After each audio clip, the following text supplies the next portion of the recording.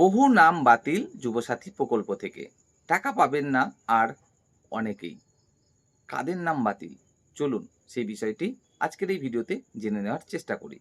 তার সাথে এটাও জানার চেষ্টা করি যে যারা এখনো যুবসাথী প্রকল্পের টাকা পাচ্ছেন না তাদেরকে কি নতুনভাবে ফর্ম ফিল আপ করতে হবে? যদি করতে হয় তাহলে সেটা কিভাবে? আর বাকিদের তাদেরকে কি ফর্ম ফিল আপ করতে হবে নাকি করতে হবে না? চলুন আমাদের এই ছোট্ট ভিডিওটির সাথে থাকুন, পুরো বিষয়টি জেনে নেওয়ার চেষ্টা করুন। দেখুন, বিজেপি নেতৃত্ব পশ্চিমবঙ্গে ক্ষমতায় আসার জন্য বহু রকম প্রতিশ্রুতি দিয়েছিলেন ভোটের আগে।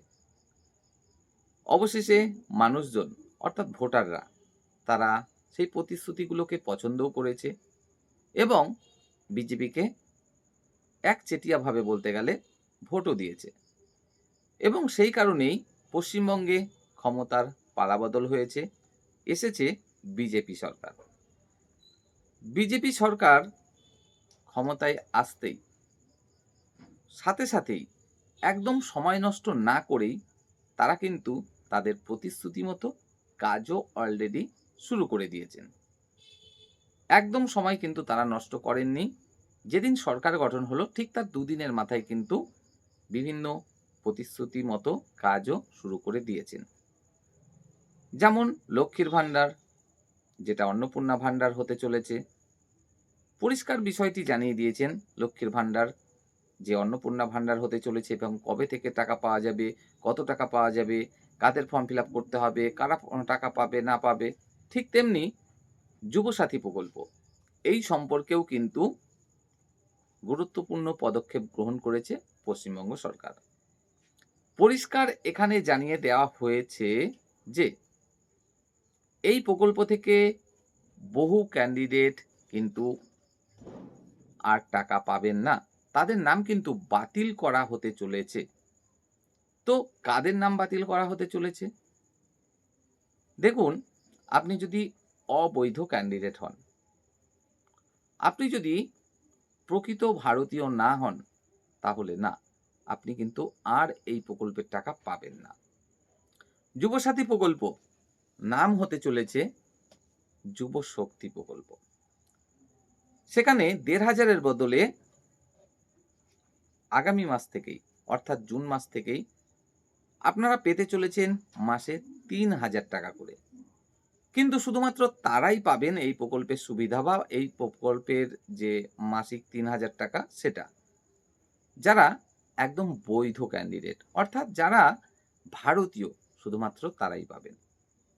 এবার প্রশ্ন হলো, যারা ভারতীয় কিন্তু তারপরেও দেখা গেছে ভোটার তালিকা থেকে নাম বাতিল করে দেওয়া হয়েছে, তাদের কি হবে? দেখুন, যাদের নাম বাতিল হয়ে গেছে ভোটার তালিকা থেকে তাদের নাম এই মুহূর্তে কিন্তু এই প্রকল্প থেকে বাদ দেওয়া হবে না, যদি আপনি পুনরায় আবেদন করে থাকেন ভোটার তালিকায় নাম তোলার জন্য। অর্থাৎ আপনি যদি আবেদন করে থাকেন যে আপনি একজন বৈধ ভোটার অথচ হয়তোবা কোনো ভুলভ্রান্তির কারণে আপনার নাম ডিলিট করে দেওয়া হয়েছে, সেক্ষেত্রে আপনি আবেদন করে থাকলে ছাড় পেয়ে যাচ্ছেন এবং এই প্রকল্পের টাকা কিন্তু আপনি কন্টিনিউ পেতে থাকবেন।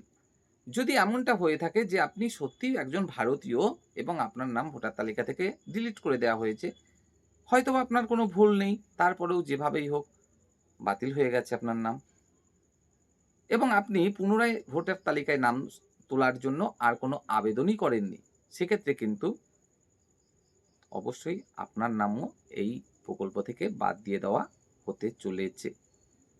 আপনিও কিন্তু আর এই প্রকল্পের সুবিধা পাবেন না। এবার যদি আপনি ভারতীয় না হন, বাংলাদেশি বা অন্য কোনো দেশের বাসিন্দা হন এবং এই কিছুদিন আগে ভারতে এসেছেন, এখানে বসবাস শুরু করেছেন এবং ভারতীয় নাগরিকত্ব পাওয়ার জন্য আবেদন অলরেডি করে ফেলেছেন, সেক্ষেত্রে আপনিও কিন্তু যোগ্য এই প্রকল্পের টাকা পাওয়ার জন্য। অর্থাৎ শুধুমাত্র যে ভারতীয়রাই টাকাটা পাবেন এই প্রকল্পের তেমনটা নয়, ভারতীয়রা অবশ্যই পাবেন। তার সাথে আপনি যদি অন্য কোনো দেশের নাগরিক হন এবং ভারতে এসে বর্তমানে বসবাস করছেন এবং ভারতীয় নাগরিকত্ব পাওয়ার জন্য অলরেডি আবেদন করেছেন, সেক্ষেত্রে আপনিও টাকাটা পাবেন।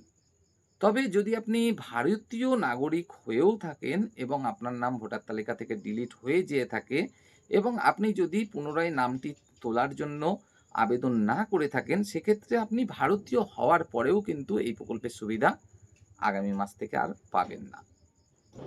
এবার প্রশ্ন হলো, সেক্ষেত্রে আপনার পরবর্তী কি করণীয়?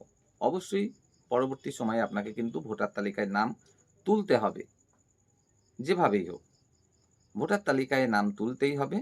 তারপরে কিন্তু আবারও যখন ফর্ম ফিল আপ হবে ভোটার তালিকায় নাম এই প্রকল্পের জন্য, সেই সময় আপনাকে কিন্তু নির্দিষ্ট অফিসে গিয়ে আবেদন করতে হবে এবং তখন থেকে কিন্তু আপনি আবারও এই প্রকল্পের সুবিধা পেতে থাকবেন। এবার প্রশ্ন হলো, একদম যারা নতুন, যারা এই প্রকল্পের অর্থাৎ যুবসাথী প্রকল্পের টাকাটা এখনো পান না, তারা কি করবেন? তারা কিভাবে এই প্রকল্পের সুবিধা পাবেন বা এই প্রকল্পের টাকাটি পাবেন? দেখুন, সেই জন্য কিন্তু আপনাদের জন্য একটা নতুন সুযোগ আসতে চলেছে এবং সেটি হলো, এই যে প্রকল্পটা আগামী মাসে চালু হতে চলেছে, সেখানে একদম নতুন ক্যান্ডিডেটদের জন্য কিন্তু পোর্টাল চালু হতে চলেছে, অনলাইন পোর্টাল। সেখানে অনলাইনে আপনাকে কিন্তু আবেদন করতে হবে এবং আবেদন করার সময় সমস্ত প্রকার যে বৈধ ডকুমেন্টস সেগুলো কিন্তু আপনাকে থাকতে হবে। যদি আপনার সমস্ত কিছু বৈধ ডকুমেন্টস থাকে একজন ভারতীয় নাগরিকের, তাহলে আপনি কিন্তু এই প্রকল্পের যে সুবিধাটা সেটা পেতে থাকবেন। তো এই হচ্ছে বিষয়। খুবই সংক্ষেপে বলতে গেলে, যারা একদম নতুন, যারা এই প্রকল্পের সুবিধা এখনো পাচ্ছেন না, আগামী মাসেই কিন্তু এই প্রকল্পের সুবিধা নতুনদের পাওয়ার জন্য অনলাইন পোর্টাল চালু হতে চলেছে। সেখানে আপনারা আবেদনের সুযোগ পাবেন এবং যদি আপনি সমস্ত প্রকার বৈধ ডকুমেন্টস দেখাতে পারেন, অবশ্যই সেক্ষেত্রে আপনার কিন্তু এই প্রকল্পে নাম উঠে যাবে এবং আপনি আগামী মাস থেকেই এই প্রকল্পের সুবিধা পেতে থাকবেন। অর্থাৎ মাসে ৩,০০০ টাকা করে কিন্তু সরকারি সহায়তা পেতে থাকবেন। আর যদি আপনি ভারতীয় নাগরিক না হয়ে থাকেন, তাহলে আপনি কিন্তু এই প্রকল্পের সুবিধা পাবেন না আগামী মাস থেকে। যদিও বা আগে ধরুন পেয়েছেন বেশ অনেক দিনই, গত ২ মাস এবং এমনকি এই মাসেও পাবেন। তারপরেও দেখা গেল প্রমাণিত হয়ে গেল আপনি বৈধ নন, আপনি ভারতীয় নন। সেক্ষেত্রে কিন্তু আপনার নাম বাতিল হয়ে যেতে পারে এই প্রকল্প থেকে। আর অলরেডি যাদের ভোটার তালিকা থেকে নাম বাতিল হয়ে গেছে, তাদের প্রত্যেকেরই নাম যে বাতিল করে দেওয়া হবে এই প্রকল্প থেকে, তেমনটা নয়। তাদের ক্ষেত্রে কিন্তু আবারও ভেরিফিকেশন হবে। তো দেখা যাবে সেখানে যারা প্রমাণিত হবে যে তারা বৈধ ভারতীয় নাগরিক, তো সেক্ষেত্রে তাদের কিন্তু এই প্রকল্প থেকে নাম বাতিল করা হবে না। অর্থাৎ তারা কিন্তু এই প্রকল্পের সুবিধা পেতে থাকবে। যারা অলরেডি মারা গেছে, অর্থাৎ সে তো আর টাকা পাওয়ার যোগ্য নয়, তাদের নাম বাতিল হবে। তার সাথে যারা প্রমাণ করতে পারবে না যে তারা বৈধ ভারতীয় নাগরিক, তাদের নামও এই প্রকল্প থেকে বাদ হবে। এবার কথা হচ্ছে, যদি আপনি ভারতীয় হয়েও থাকেন এবং ভোটার তালিকা থেকে কোনোভাবে আপনার নাম বাতিল হয়ে যেয়ে থাকে, সেক্ষেত্রে ওই যে বললাম, যদি আপনি আবারও আবেদন করে থাকেন ভোটার তালিকায় নাম তোলার জন্য, তাহলে আপনার নাম থাকবে এই প্রকল্পে। আপনি এই প্রকল্পের সুবিধা পাবেন। আর যদি সেক্ষেত্রে দেখা যায় আপনি আর ভোটার তালিকায় নাম তোলার জন্য কোনো রকম আবেদন করেননি, না অফলাইনে বা অনলাইনে, সেক্ষেত্রে এই প্রকল্প থেকে আপনার নামও কিন্তু বাদ দিয়ে দেওয়া হতে চলেছে। আর বিশেষ করে যারা ভারতীয় নন, ধরুন বাংলাদেশ থেকে এই ২ বছর, ৫ বছর, ৭ বছর আগে ভারতে এসেছেন এবং ভারতে স্থায়ীভাবে বসবাসও শুরু করে দিয়েছেন অলরেডি এবং ভারতের যে নাগরিকত্ব আইন, নতুন নাগরিকত্ব আইন, সেই আইন অনুসারে আপনি ভারতের নাগরিকতা পাওয়ার জন্য অলরেডি আবেদন করে ফেলেছেন। সেক্ষেত্রে আপনিও কিন্তু এই প্রকল্পের সুবিধা অবশ্যই পাবেন। যদি আপনি অলরেডি পাচ্ছেন, সেক্ষেত্রে কোনো রকম সমস্যা নেই, আপনি পেতে থাকবেন।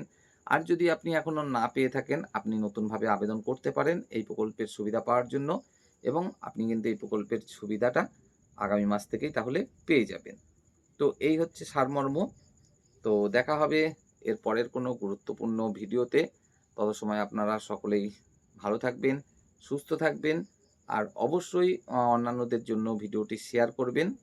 এই গুরুত্বপূর্ণ তথ্যগুলো তারা যেন খুব সহজেই পেয়ে যায়।